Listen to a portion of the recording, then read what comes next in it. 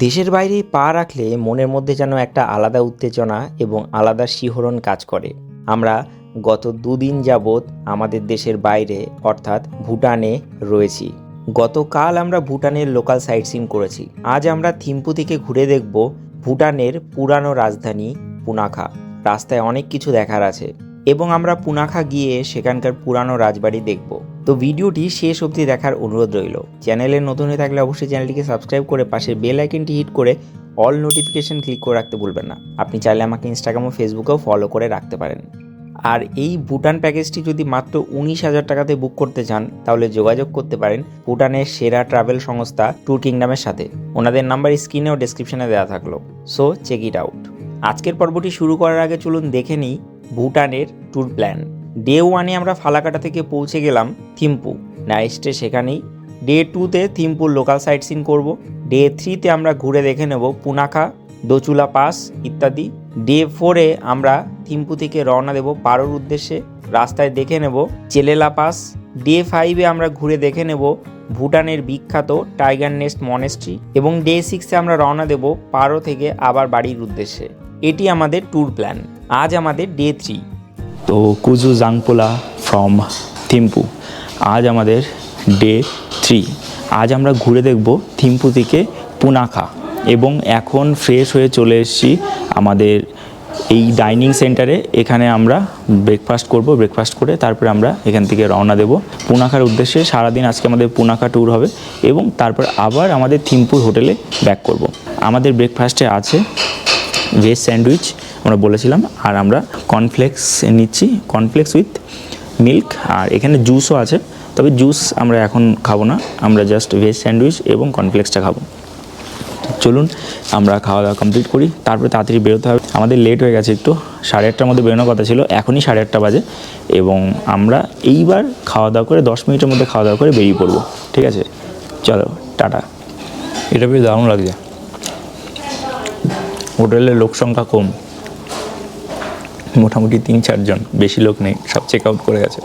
তার জন্য কাস্টমাইজ যা বলবো সেটাই বানিয়ে দেবে, তো আমাদের সেটাই দিচ্ছে।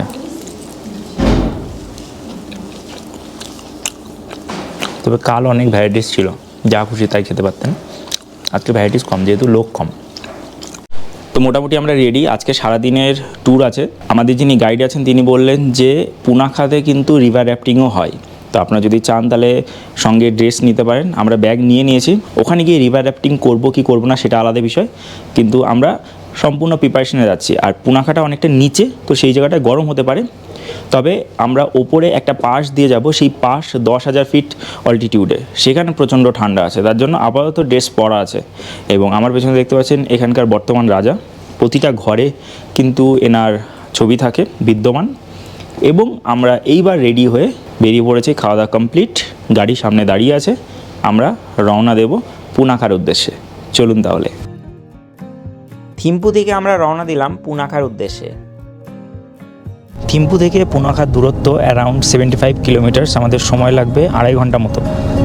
পুনাখা কিন্তু ভুটানের পুরাতন রাজধানী ছিল, পরবর্তীতে সেটা পরিবর্তন করে থিম্পুতে আনা হয়েছে। এবং আজকে আমরা যাব দোচেলা পাসের ওপর দিয়ে। দোচেলা পাস প্রায় 10,000 ফিটের ওপরে অল্টিটিউড এবং ওখানেও ভিউ পয়েন্ট আছে, আমরা দেখবো, আপনাদেরকে সম্পূর্ণটা দেখাবো, সঙ্গে থাকুন। এখন সুন্দর হিন্দি গান শুনতে শুনতে আমরা এগোচ্ছি আমাদের ডেস্টিনেশনের দিকে। ঠান্ডা প্রচণ্ড, তবে নর্থ সিকিমের মতো এরকম এক্সট্রিম নয়, এখানকার জন্য নর্মাল। হ্যাঁ, তবে এখানে হয়তো অন্য সময় বরফ পড়ে, তো এখন এই মুহূর্তে কিন্তু এখানে বরফের কোনো দেখা নেই। মোটামুটি ফেব্রুয়ারি মাসে এখানে কিন্তু বরফ পড়ে বা স্নো হয়, স্নোফল হয়। তো মোটামুটি ভাঙা ভাঙা ইংরেজিতে যা কথা বলার বলে টলে নিয়ে চালাচ্ছে আপাতত, এবং বিদেশেও চালাতে হয় এইভাবে। তো নো প্রবলেম, চলে আসুন আপনারাও, আমরাও চলে আসছি এবং আপাতত গান শুনতে শুনতেই আমরা এগোবো আমাদের ডেস্টিনেশনের দিকে।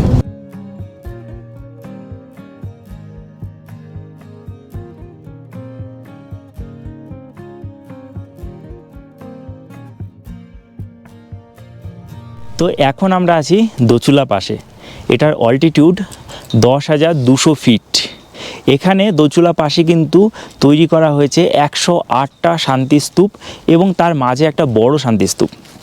কারণ 2003 সালে যখন তৎকালীন এখানকার রাজা চতুর্থ কিং ছিলেন, তখন আসাম থেকে বোরো এবং খাসি যে জনজাতি তারা ভুটানের কিছু অংশে প্রবেশ করে এবং সেখানে এসে টেন্ট এবং মানে বাড়ি তৈরি করে সেখানে থাকা শুরু করে।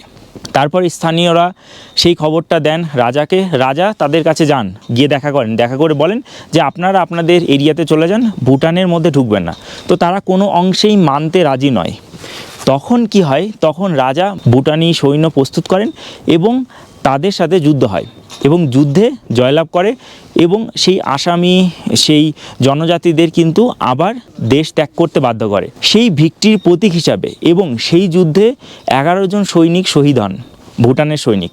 তো তাদের স্মৃতি উদ্দেশ্যে এই 108টি স্তূপা, শান্তি স্তূপা তৈরি করা হয় এবং এখানে আরেকটা সবথেকে বড় শান্তিস্তূপা আছে, টোটাল 109টি। এটা দোচুলা পাশে অবস্থিত। আমরা যেই জায়গাটায় দাঁড়িয়ে আছি তার পেছনে একটা রেঞ্জ আপনি হয়তো দেখতে পাবেন, আমি জুম করে দেখাচ্ছি। এটা হলো ভুটানের সবথেকে উচ্চতম পর্বতশৃঙ্গ, যার অল্টিটিউড আমি আপনাদেরকে বলে দিচ্ছি 7000 ফিটের ওপরে, সবথেকে উচ্চতম অল্টিটিউড। এবং এখান থেকে যেটা দেখা যাচ্ছে তুষারাবৃত হিমালয়, এটা সবই হিমালয়ের অংশ এবং ভুটানের সবথেকে উচ্চতম পর্বতশৃঙ্গ। আমরা এই জায়গায় এসে সত্যি আমাদের ভালো লাগছে, প্রচণ্ড হাওয়া দিচ্ছে কিন্তু ঠান্ডাও আছে, এটাও খুব সুন্দর। পাশে একটা ক্যাফেটেরিয়া আছে, আমরা এখানে সময় একটু কাটাবো এবং এই জায়গাটা বেশ দারুণ। থিম্পু থেকে পুনাখা যাওয়ার পথে জাস্ট 25 কিলোমিটার দূরে এই জায়গা অবস্থিত এবং এই জায়গাটাতে প্রচণ্ড হাওয়ার সাথে সাথে একটা সুদিং ভাবও আছে। আমি চারিদিকে ঘুরে ঘুরে আপনাদেরকে দেখাচ্ছি জায়গাটা কেমন। আমরা যখন প্রথমে আসলাম তখন এখানে 2-3 জন ছিল ফরেনার, ক্যালিফোর্নিয়া থেকে এসে, ওনাদের ছবি তুলে দিলাম। এখন ভর্তি হয়ে গেছে, লোকে গিজ করছে, প্রায় 200-300 লোক জমা হয়ে গেছে এখানে। যদিও আমাদের মতো মানে ট্যুরিস্ট স্পট ইন্ডিয়াতে এখানে এতক্ষণে হলে 2-3 হাজার লোক হয়ে যেত, তবুও 200-300 লোক ভুটানে জমা হওয়া মানে কিন্তু অনেক বড় ব্যাপার। অনেকেই বিদেশ থেকে এসেছেন, বাঙালিরা খুব কমই আছেন, ইন্ডিয়ার বিভিন্ন জায়গা থেকে, অন্যান্য স্টেট থেকেও অনেকে এসছেন। আমাদের এটা দেখা হয়ে গেল, এবার আমরা যাব এখান থেকে রওনা দেবো পুনাখার উদ্দেশ্যে। তার আগে আপনাদেরকে দেখিয়ে দেবো এখানকার মাউন্টেন কিছু রেঞ্জ। এই যে দেখুন মাউন্টেন রেঞ্জ এখানে লেখা আছে, জিগমে সিঙ্গে ওয়াংচুক হিমালয়ান রেঞ্জ, এটা টোটালটাই। হ্যাঁ, এখানে যেটা হাইয়েস্ট পিক গাংখার ফুয়েংসুম, এটা এই সাইডে অবস্থিত এবং 7570 মিটার। এখানে গাংচেন সিঙ্গে 7205 মিটার। এখানে জেজে কাংফু 7190 মিটার। এখানে তারিগাং 7304 মিটার। এখানে সেদেঙ্গাং 6994 মিটার। এখানে মাসাগাং 7194 মিটার। আর এখানে গাংচেং টাং 6784 মিটার। আর এখানে গাংচেং ডাগাং 6563 মিটার। আর এটা হচ্ছে কাংবুম 6494 মিটার। বেসিক্যালি বলার বিষয় এটা, ভুটানের যত মাউন্টেন রেঞ্জ আছে সবথেকে মানে বেস্ট সব আছে এই রেঞ্জে। এই যে দেখুন রেঞ্জটা, এই যে গোটা রেঞ্জ আমরা উপর থেকে দারুণ দেখলাম এবং এখান থেকেও দেখা যাচ্ছে সুন্দর। তো আমরা খুবই লাকি যে এত সুন্দর রেঞ্জ আমরা পেলাম, তুষারাবৃত হিমালয়, এবং হিমালয়ান রেঞ্জের নাম জিগমে সিঙ্গে ওয়াংচুক হিমালয়ান রেঞ্জ। ঠিক আছে, তো আমরা খুবই লাকি। দোচেলা পাশে আমরা অনেকটা সময় কাটিয়ে এখান থেকে এগোলাম পুনাখার দিকে।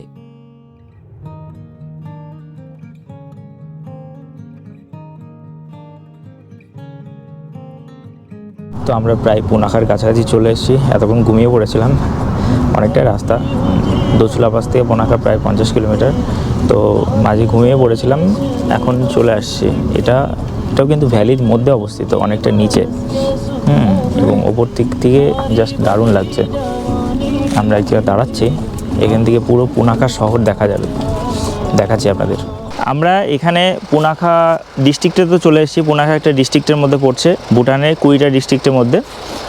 এই যে শহরটা, সেই শহরটার ভিউ ওপর দিক থেকে। এখানে 2-3টে জিনিসই দেখার আছে। একটা হচ্ছে সাসপেনশন ব্রিজ, যেটা আপনারা অনেকেই দেখেছেন, আর এটা হচ্ছে পুনাখা জং বা ফোর্ট, আর এইটা হচ্ছে যে ফার্টিলিটি টেম্পল। এখান থেকে দেখা যাচ্ছে, দূরে আমি দেখাচ্ছি, এইটা হচ্ছে ফার্টিলিটি টেম্পল। ফার্টিলিটি টেম্পলেও কিন্তু এন্ট্রি ফি 500 টাকা পার হেড।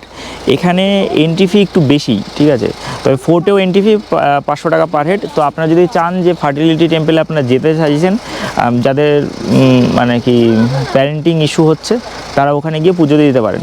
আমরা এখান থেকে দেখে নিলাম, এবার যাবো কি যাবো না এখনও ঠিক করিনি, ডিসাইড করিনি। তবে পুনাকা ফোর্টটা মাস্ট, এবং নিচ দিয়ে বয়ে গেছে নদী, সেই নদীগুলো দেখবো। সেখানে যে রিভার র্যাফটিং হয় সেই জায়গাতেও যাব আমরা। আর এখান থেকে আমরা যদি নিচের দিকে চলে যাই তাহলে এই ফার্টিলিটি টেম্পলটা দেখা যাবে না, তাই উপর দিক থেকে আমাদেরকে দেখিয়ে দিল যে এটা আপনারা দেখে নিন। এখান থেকেও আপনারা দেখে নিতে পারেন, আর যদি যেতে চান তাহলে 500 টাকা করে লাগবে। ভুটান কিন্তু তার ক্লিনলিনেসের জন্য বিখ্যাত, এবং আমরা এখন যাচ্ছি পুনাখাতে। চারিদিকে শুধু সবুজ আর সবুজ, এবং এটা যদি বর্ষাকালে আসা যেত তাহলে আরও সুন্দর সবুজ হয়ে যেত। এবং ওপর দিক থেকে পুনাখার এই শহরটা বেশ সুন্দর লাগছে, চারিদিকে সবুজ।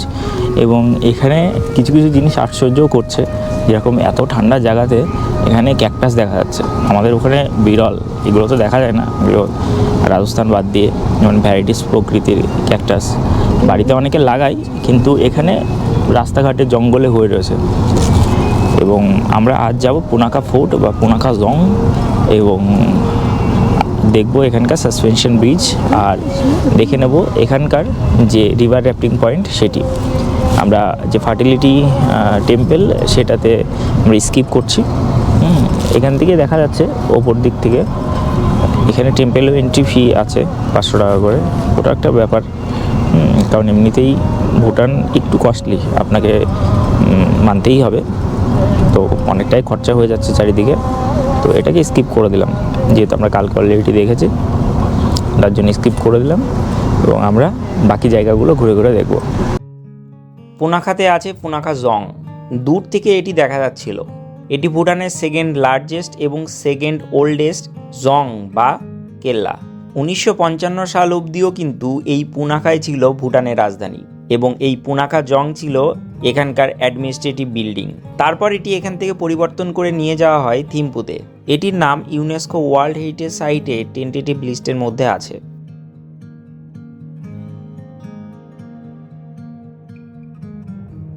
তো আমরা দাঁড়িয়েছি পুনাখা জং বা পুনাখা ফোর্টের ভিউ পয়েন্টে। এখান থেকে দেখতে পাচ্ছেন যে নদী আমাদের এখান থেকে বয়ে গেছে, দুই পাশ দিয়ে দুটো নদী বয়ে গেছে। এটা সম্পর্কে ওখানে গিয়ে বলবো, কিন্তু চলুন আবার গাড়ি থেকে বসি। এখানে এন্ট্রি ফি 500 টাকা পার হেড, এবং বাচ্চাদের 17 বছর অবধি 250 টাকা পার হেড। 5 বছরের নিচে ফ্রি আছে। এই যে এন্ট্রি গেট, চলুন। এই ফোর্টের দুই পাশ দিয়ে দুটো নদী বয়ে গেছে। একটা নদী হচ্ছে মেল নদী, যার নাম ফচু, আর একটা হচ্ছে ফিমেল নদী, যার নাম মোচু। এই যে নদীটা দেখতে পাচ্ছেন, এটা হলো ফিমেল নদী, মানে নদী এটার নাম হচ্ছে মোচু। নিচের দিকে দেখুন, কালারটা দেখুন, একদম পুরো নীল কালার। এখানে প্রচুর পরিমাণ মাছ আছে দেখতে পাচ্ছেন। আর এই পাশে আছে পুনাখা ফোর্ট। আর এই নদী এক পাশ দিয়ে এই নদীটা বয়ে গেছে, যেটা ফিমেল নদী মানে মোচু, এবং ওই পাশ দিয়ে বয়ে গেছে মেল নদী বা ফচু। দুটো মিলে আরেকটা নতুন নদী সৃষ্টি করেছে, এবং তার মাঝে এই ফোর্টটা। আমরা যাব ফোর্টের মাঝখানে। ভিতরে কিন্তু ক্যামেরা অ্যালাউ নেই, মোবাইলে ভিডিওগ্রাফি অ্যালাউ আছে কিছু কিছু জায়গাতে, সব জায়গাতে নয়। আমরা যাবো, চলুন আমাদের সাথে। গাইডের কাছ থেকে আমরা এখানকার ইতিহাস সম্পর্কে জেনে নিলাম।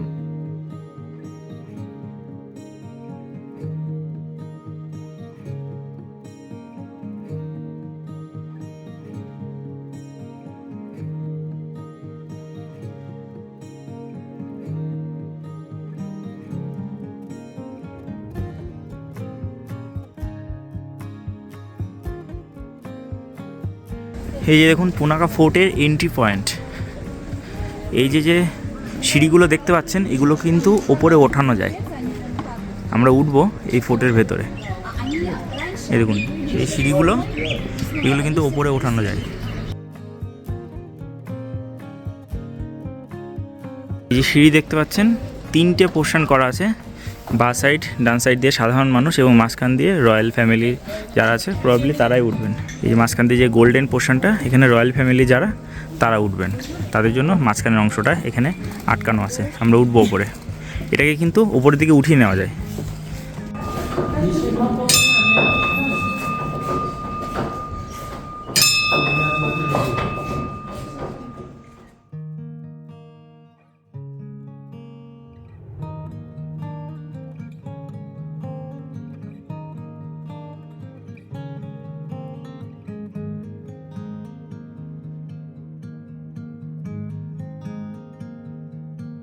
তো আমরা পুনাখা ফোর্টের ভিতরে চলে আসলাম। এই পুনাখা ফোর্টটা কিন্তু ভুটানের সেকেন্ড ওল্ডেস্ট ফোর্ট, যেটা 1637-এ শুরু হয়েছিল, 38-এ শেষ হয়েছিল, মানে 1 বছরের মধ্যে কমপ্লিট হয়ে যায়।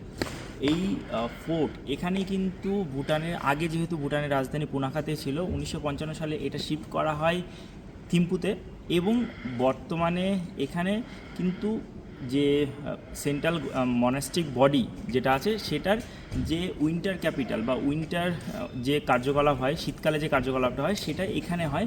কিন্তু আগে এখানেই সমস্ত অ্যাডমিনিস্ট্রেটিভ যে ক্রিয়াকলাপগুলো ছিল, সেই ক্রিয়াকলাপগুলি কিন্তু এখানেই হতো, কারণ এটা ছিল, পুনাখা ছিল কিন্তু ভুটানের রাজধানী। কিন্তু 1955 সালে সেটা শিফট হয়ে যায়, এবং সেন্ট্রাল মনাস্টিক বডি যেটা আমরা দেখলাম আমাদের থিম্পু ভ্রমণের গাইডে যে ভিডিওটাতে, সেটা সামার ক্যাপিটাল এবং এখানে হচ্ছে উইন্টার ক্যাপিটাল। ঠিক যেমন আমাদের জম্মু কাশ্মীরে শ্রীনগর হচ্ছে সামার ক্যাপিটাল এবং উইন্টার ক্যাপিটাল হচ্ছে জম্মু, এটার ক্ষেত্রেও ঠিক তেমন। এখানকার মাইথোলজিক্যাল যে বিলিভ আছে সেই অনুযায়ী এটা 2 নদীর মাঝখানে অবস্থিত, এবং সাবডুং, যাকে থার্ড বুদ্ধা বলা হয়, তিনি কিন্তু ভগবানের কাছে প্রার্থনা করেন, ডেইটিদের কাছে প্রার্থনা করেন যে এখানে 2 নদীর মাঝখানে একটা ফোর্ট তৈরি করতে হবে, কিন্তু তার জন্য দরকার কাঠ এবং যে পাথর। তো তারপর ওই ওপর থেকে, পাহাড়ের ওপর থেকে কাঠ এবং পাথর কিন্তু আসে, তার মধ্যে অনেক অবস্টেকেলসও থাকে, তার পরবর্তীতে এসে এই জায়গাটায় জমা হয়, এবং তারপর এই যে ফোর্ট, এই ফোর্টটা তৈরি হয় 1 বছরের মধ্যে। এই গোটা ফোর্ট তৈরি হয়ে গেছিলো। আমরা আছি প্রথম কোর্টইয়ার্ডে, এখানে 3টে কোর্টইয়ার্ড আছে, মানে কোর্টইয়ার্ড বলতে এই ফাঁকা জায়গা। এখানে কিন্তু যে ভুটানিজ যে মাস্ক ড্যান্স যেটা হয়, আমাদের যেমন ছৌ নাচ হয়, এখানে সেরকম মাস্ক ড্যান্স হয়। তো সেই ডান্সের জায়গাটা এখানে হয়, এবং এখনও পর্যন্ত রয়্যাল ফ্যামিলির যত ধরনের যে ফেস্টিভ্যাল বা ওয়েডিং বা যা যা হয় না কেন, আগে পুনাখাতে হয় এই জায়গাটাতে, এই পুনাখা জংয়ে, এবং তারপরে দ্বিতীয় দিন হয় গিয়ে থিম্পুতে। তো আমরা এটা জানলাম এখানে এসে। চলুন আমরা যাব ভেতরে, আরও জানবো এখানকার হিস্ট্রি সম্পর্কে, আপনাদেরকেও জানাবো এবং আপনাদেরকেও এনলাইট করব। চলুন। এটা দেখতে পাচ্ছেন ফোর্টের মেন অংশ, এখান থেকে 360 ভিউ পাওয়া যায়, যেটা আমরা বাইরে থেকেও দেখছিলাম যে ফোর্টের মেন অংশ। ভেতরে মন্দির আছে, কিন্তু মন্দিরে ট্যুরিস্টরা অ্যালাউ নেই।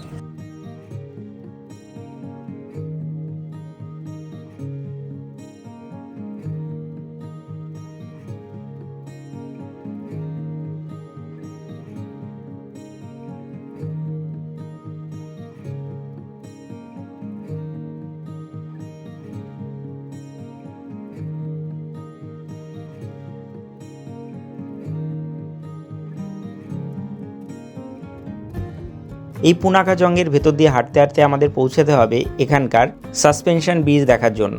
এটি পুনাখার মেন আকর্ষণ।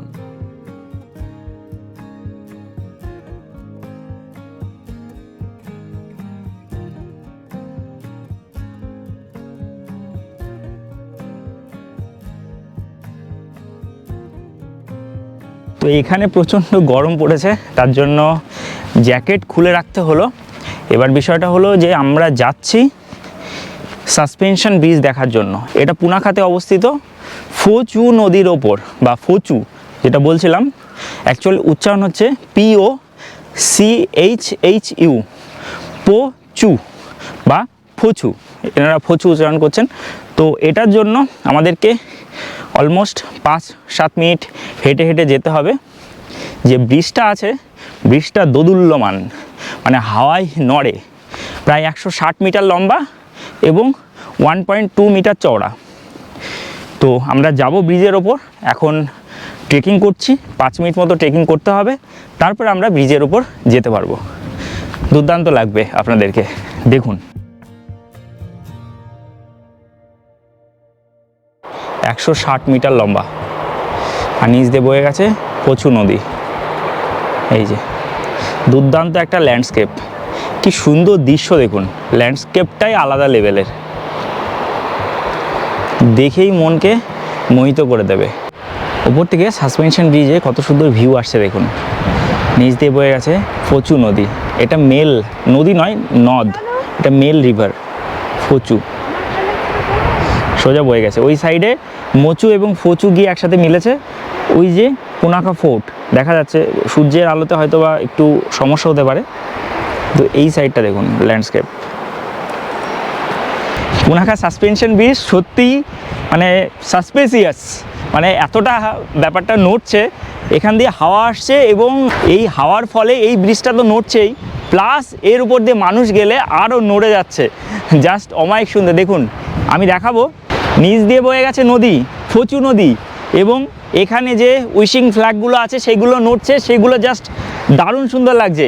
সাসপেনশন ব্রিজ মানে দুই সাইড দিয়ে এই যে লোহার তার, এ নড়ছে ভাই, দুই সাইড দিয়ে লোহার তার, আরে একজন দৌড়াচ্ছে, দুই সাইড দিয়ে লোহার তার বাঁধা আছে। এই লোহার তারের ওপর ডিপেন্ড করে এই পুরো ব্রিজটা দাঁড়িয়ে আছে, এবং যদিও সাইড দিয়ে সাপোর্ট দেওয়া আছে, এটাকে সাসপেনশন ব্রিজ বলে। এর উপর দিয়ে দৌড়ালে কিন্তু 10,000 টাকা ফাইন আছে, কিন্তু দৌড়াচ্ছে লোকাল ছেলে। চলো আমরা যাব, ওই পাশে যেতে হবে, ওই পাশে আমাদের লাঞ্চের ব্যবস্থা হবে আজকে। চলো।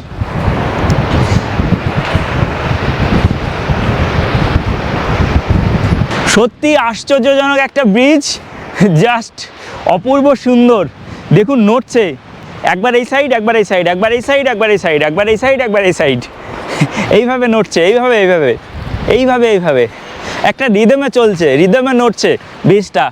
আমরা একদম মাঝামাঝি দাঁড়িয়ে আছি। সাসপেনশন ব্রিজের এক সাইড থেকে আমরা অপর সাইডে গেলাম এবং নিচ থেকে বেশ অনেকটাই ওপরে। সাসপেনশন ব্রিজ পেরিয়ে আমরা এই সাইডে চলে আসলাম। তিনটে রেস্টুরেন্ট আছে এখানে, তিনটে রেস্টুরেন্ট আছে, bridge view restaurant, two brothers restaurant, আর ওই সাইডে জিম্বা, গিয়ালসেন জেনারেল শপ, ওটা রেস্টুরেন্ট নয়, ওটা জেনারেল শপ। তো আমরা যে কোনো একটা রেস্টুরেন্টে গিয়ে খাওয়া দাওয়া করে নেবো। এখন বাজে বর্তমান সময় অনুযায়ী 2:15, তো খাওয়ার টাইম হয়ে গেছে বেসিক্যালি, তো আমরা খেয়ে নেবো। ব্রিজ ভিউ রেস্টুরেন্ট থেকে খাওয়া দাওয়া করে আবার এখান দিয়ে এই সাসপেনশন ব্রিজ পার করবে। দেখুন সাসপেনশন ব্রিজ, আর এই যে রেস্টুরেন্ট। তো আমরা রেস্টুরেন্টে এসে বসলাম। এখানে কিন্তু ভাত ডাল এই সমস্ত পাওয়া যাবে না, চিকেন মোমো পাওয়া যাচ্ছে, নর্মাল মোমো পাওয়া যাচ্ছে, তারপরে অমলেট পাওয়া যাচ্ছে, তারপরে আর কি চাউমিন, ম্যাগি এই সমস্ত জিনিস পাওয়া যাচ্ছে।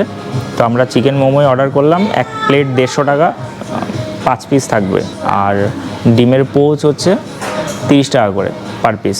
তো অর্ডার করলাম। এখানে ফ্রুট জুস টুসও পাওয়া যাচ্ছে, আপনারা চাইলে খেতে পারেন, কিন্তু আমরা ওটা এখন খাবো না। উল্টো সাইডে এসে আমরা একটা জায়গাতে টিফিন করার জন্য বসলাম। এখানে কিন্তু খাবার দাবার অতটা পাওয়া যাচ্ছে না, যে দুপুরের লাঞ্চ সারবো সেটির ব্যবস্থা নেই। তাই এখানে ডিমের পোচ দিয়েই আমরা কিন্তু দুপুরের আজকের লাঞ্চটা সারলাম।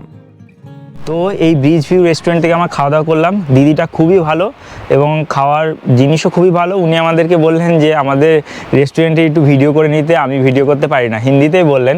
তো আপনারা প্লিজ এখানে যদি আসেন তাহলে এই রেস্টুরেন্টে খাওয়া দাওয়া করবেন, এটা আমি পার্সোনালি রেকমেন্ড করছি। ঠিক আছে, চলুন আবার সাসপেনশন ব্রিজ পার হতে হবে, পার হয়ে আবার যেতে হবে ওই সাইডে। এখান থেকে আমরা ব্যাক করলাম। পুনাখা শহরটিও কিন্তু আমার দারুণ লেগেছে। এখানে লোকজনের পরিমাণ খুবই কম এবং শহরগুলি খুবই পরিষ্কার পরিচ্ছন্ন এবং অনেকটাই সাজানো গোছানো।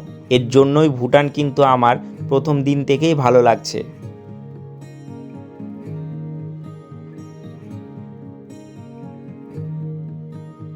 এখানে আমরা নদীর ধারে এসে দাঁড়ালাম। তো এখন আমরা নামছি মোচু নদীতে। মোচু নদীতে কিন্তু রিভার র্যাফটিং হয় এবং ফচুতেও রিভার র্যাফটিং হয়।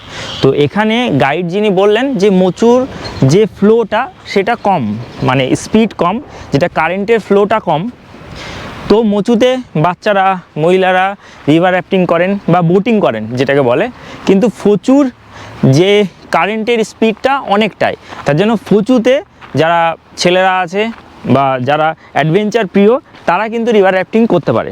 এখন জল বেশ অনেকটাই কম, দেখতে পাচ্ছেন এখানে রিভার র্যাফটিংয়ের ম্যাটেরিয়ালস এখান থেকে শুরু হয় এবং চলে যায় কিন্তু ওই সাইডে। আমরা নামছি নদীতে, জলের স্রোত দেখুন একদমই কম। ফচু নদীতে নামা হলো না, তবে মোচুতে আমরা নামছি। এই যে দেখুন, এটাই হচ্ছে বিদেশের বিশেষত্ব, যেখানে দাঁড়িয়ে পড়বেন না কেন সেই জায়গাটাই সুন্দর লাগবে। নদীর পাশে দাঁড়িয়েছি, পেছনে দেখুন একটা প্রবাবলি মন্দির বা কোনো বাড়ি হয়তো হবে, দুর্দান্ত সুন্দর লাগছে, মানে আলাদাই লেভেলের ভিউ আসছে এখানে। তো এটাই সৌন্দর্য ভুটান। যদি আপনি মনে করেন যে দেখার প্রচুর কিছু আছে, তেমন কিছু নয়। এখানকার প্রাকৃতিক সৌন্দর্যই আপনাকে মোহিত করবে। এখানকার পরিষ্কার পরিচ্ছন্নতা, এখানকার ডিসিপ্লিন, এই জিনিসটাই আপনাকে বাধ্য করবে ভুটানে আসার জন্য। তো এর জন্যই ভুটানে আসা। আপনি যদি মনে করেন যে অনেক কিছু দেখতে পাবেন, খুব এনজয় করতে পারবেন, ওই সমস্ত ভুল ধারণা মনের থেকে ত্যাগ করবেন। শুধুমাত্র প্রকৃতিকে কাছ থেকে অনুধাবন করার জন্য অবশ্যই আপনাকে আসতে হবে ভুটানে। তো এই যে আমরা ছোটোবেলায় খেলতাম চারা চারা, মারবো দেখুন যাবে,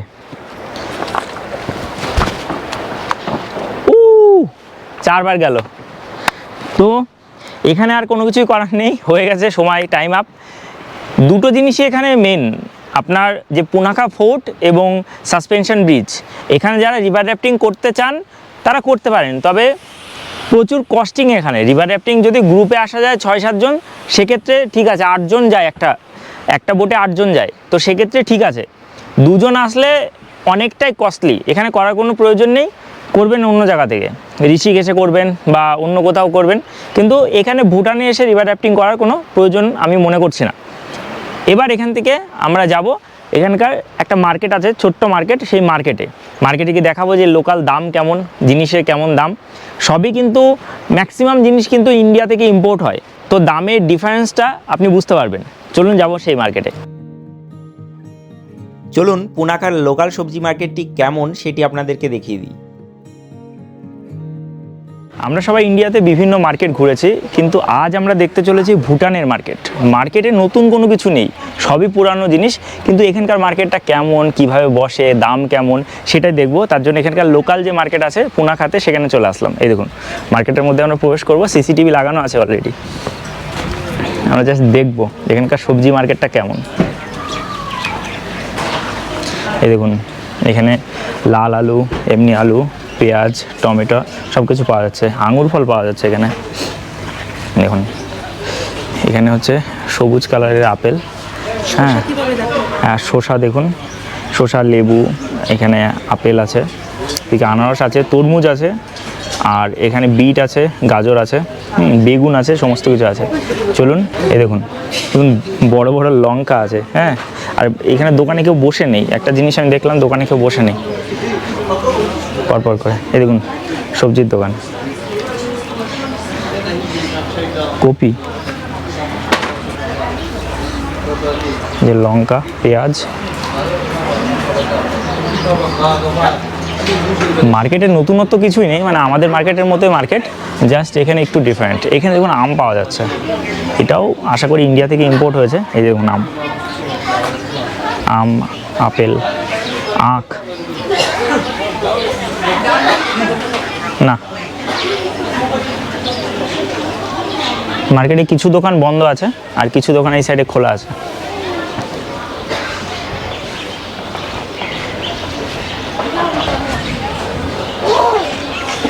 এখানে দাম কেমন হবে জিজ্ঞেস করলে আবার যদি বলে যে নিতে হবে, তার জন্য জিজ্ঞাসা করছি না, তাও দেখি ঘুরে ঘুরে। সবজি মান্ডি যেটাকে বলে। এই দেখুন এই সাইডে ড্রাই ফ্রুটস, এগুলো ড্রাই করে রাখা রয়েছে। টপেটা এখানে দেখতে পাচ্ছেন, এখানে কিউআর কোডও আছে। এখানে ইউপিআই পেমেন্ট হবে কিন্তু ভুটানিজ টাকাতে। এটা হচ্ছে 250, এটা হচ্ছে 150। তরমুজ হচ্ছে 60 টাকা কিলো। তো এখানে এটা একটুখানি সমস্যা আছে বলে এটা এখন বিক্রি করবে না। মার্কেট ঘুরে ঘুরে দেখছি, প্রতিটা দোকানেই কিন্তু ইউপিআই ইন্টিগ্রেশন হয়ে গেছে, প্রতিটা দোকানে। এখানে কিন্তু তবে আপনি পেমেন্ট করতে পারবেন না, এখানকার কিন্তু লোকাল মানুষরা পেমেন্ট করতে পারবে, আপনি কিন্তু করতে পারবেন না। চলুন এই সাইডে ডিমের দাম জিজ্ঞেস করি এখানকার লোকাল।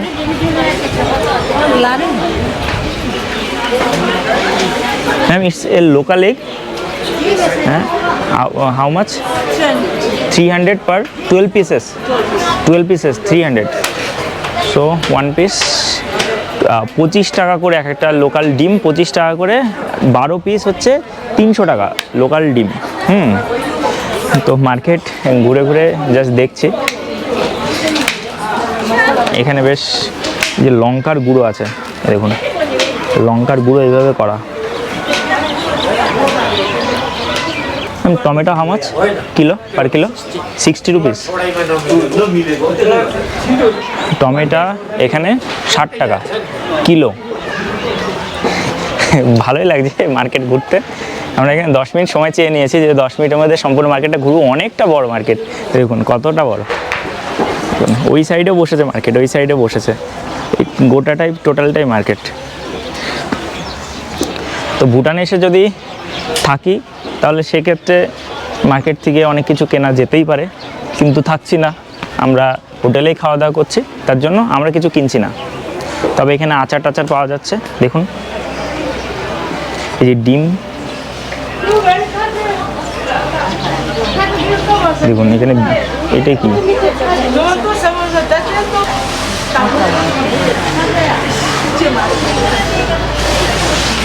দেখুন মার্কেট, দেখুন এই সাইডে শুটকি মাছ পাওয়া যাচ্ছে, এই দেখুন এগুলো এই ডিম শুটকি মাছ এখানকার,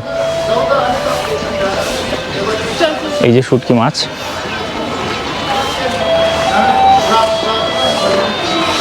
ওয়ান কেজি 150। অরেঞ্জ এখানে 1 কেজি 150 টাকা। নেবা কি? লেবু 140 টাকা করে নিল, আমি আধা কিলো নিলাম 70 টাকা, 3 পিস হলো। আর এখানকার কলা যদি কিনতে চান তাহলে কলা হচ্ছে 1 ছড়া কলা 80 টাকা। তো মার্কেটটা বেশ ভালোই লাগলো। তবে লঙ্কা চারিদিকে শুধু দেখতে পাওয়া যাচ্ছে যেটা, সেটা হলো লঙ্কা, লাল লাল লঙ্কা এবং এই শুটকি মাছ। এবং এই লঙ্কা কিলো হিসেবে বিক্রি হয়, এগুলো হচ্ছে ভাজা খাওয়ার জন্য। জিজ্ঞেস করি ma'am, how much this?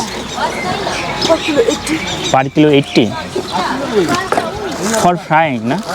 For frying. এটা 80 টাকা করে কিলো এই লঙ্কাগুলো, ফ্রাই খাওয়ার জন্য। তবে একটা জিনিস বলবো, ভুটানের লোক কিন্তু বেশ ভালোই লঙ্কা খায়, মানে প্রতিটা সবজিতে এত ঝাল দিয়েছে, আমার খেতে একটু সমস্যাই হচ্ছিল, প্রচণ্ড ঝাল খায় এনারা। চলুন, আমাদের মার্কেট ঘোরা মোটামুটি কমপ্লিট। এইবার আমরা রওনা দেবো আবার থিম্পুর উদ্দেশ্যে, চলুন। এই সবজি মার্কেটে আমি লোকাল ব্যক্তিদের সাথে সাথে বিহারি ব্যক্তিদেরও দেখতে পেয়েছিলাম। ভারত থেকে এখানে এসে ব্যবসা করছে, আর বাঙালি কবে থেকে ব্যবসা করবে ভাবছে, ভেবেই যাচ্ছে। আজকে সারাদিন আমাদের পুনাখাতেই জার্নি ছিল। আমরা এখানে সময় কাটিয়ে ফিরলাম থিম্পুতে। সারাদিনের ধকল প্রায় অনেকটাই হয়েছে এবং কাল আরও ধকল যাবে, কারণ কাল এখান থেকে আমরা চেক আউট করে রওনা দেব পারোর উদ্দেশ্যে।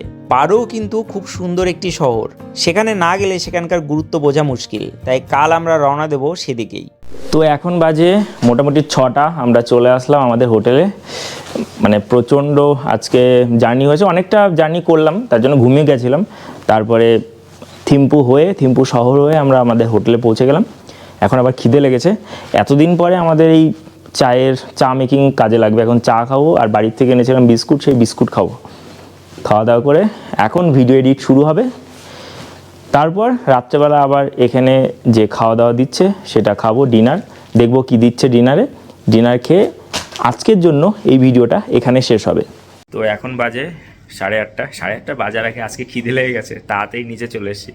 তো আমাদের দেখে তাড়াতাড়ি করে এখন সব রেডি করা হচ্ছে।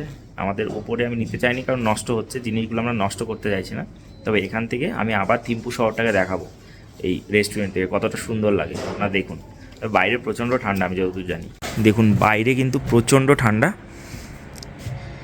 গোটা থিম্পু শহর দেখা যাচ্ছে। আমরা বেশ টপ পজিশনে আছি। এখানে বাইরেতেও বসার জায়গা আছে, কিন্তু আমরা ভিতরে বসছি। এই দেখুন সেই ব্রিজটা, যেটা আমরা বিকেলবেলা দেখেছিলাম। ওয়াও, সুন্দর। আর এই যে আমাদের রেস্টুরেন্ট, সুন্দর সুন্দর এখানকার রিসেপশনিস্ট এবং কাজের মেয়েরা দারুণ সার্ভিস দিচ্ছে। দেখতেও যেমন সুন্দর, সার্ভিসও তেমন সুন্দর। আর কোনো সমস্যা হলে সঙ্গে সঙ্গে ছুটে আসছে। দেখুন আমরা যাব খাওয়ার, এখানে বুফে সিস্টেম। আজকে দেখুন ভুটানের একটা ডিশ এমাদাতসি, লঙ্কা, দেখুন লঙ্কা চচ্চড়ি, মানে চিলি উইথ চিজ, এমাদাতসি এইটার নাম। এবং আরও কী কী আইটেম আছে এটা দেখুন। এখানে কপি আছে, সঙ্গে হচ্ছে ব্রোকলি আছে, এটা ভাজা, এটাতে আছে ডাল, আর এটাতে দুধ আশা করি, আর এটাতে আছে পনিরের তরকারি। ওয়াও, এটাতে আজকে দেখি ডিম, বা ডিমগুলো এমন করেছে, এত একদমই ভাজেনি। এই যে রাইস আসছে, আর এই সাইডে আছে স্যালাড যেটা প্রয়োজন, আর এই সাইডে আছে পাঁপড়। তো আমরা নিয়ে নেব আমাদের খাবার। আমার খাবার প্লেট রেডি। আমি হালকা পনির নিলাম, 1 পিস ডিম নিলাম, পাঁপড় নিয়েছি, ডাল নিয়েছি আর স্যালাড নিয়েছি। এই যে ডাল এক্সট্রাও আছে, এই যে এক্সট্রা ডিম আছে, আর এই যে সেই লঙ্কায় ভুটানিজ ডিশ, নামটা যা বললো আবার ভুলে গেছি। আর এই যে ব্রোকলি আর কপি ভাজা এটা নিয়েছি। এই লঙ্কার যে চচ্চড়ি সেটাও নিয়েছি, দেখবো কেমন খেতে। কোনো জিনিস খাওয়ার আগে আমি এই ভুটানিজ ডিশটা সবার প্রথমে ট্রাই করতে চাই, দেখতে চাই যে ঝাল কী কী আর বিষয় আসে।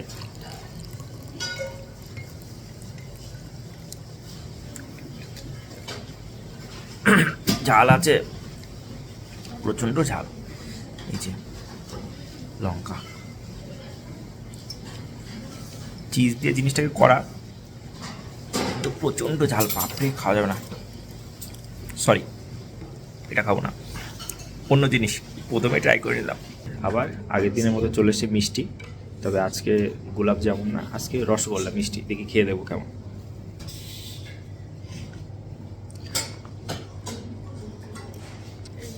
মিষ্টিটা বেশ ভালো, খারাপ না।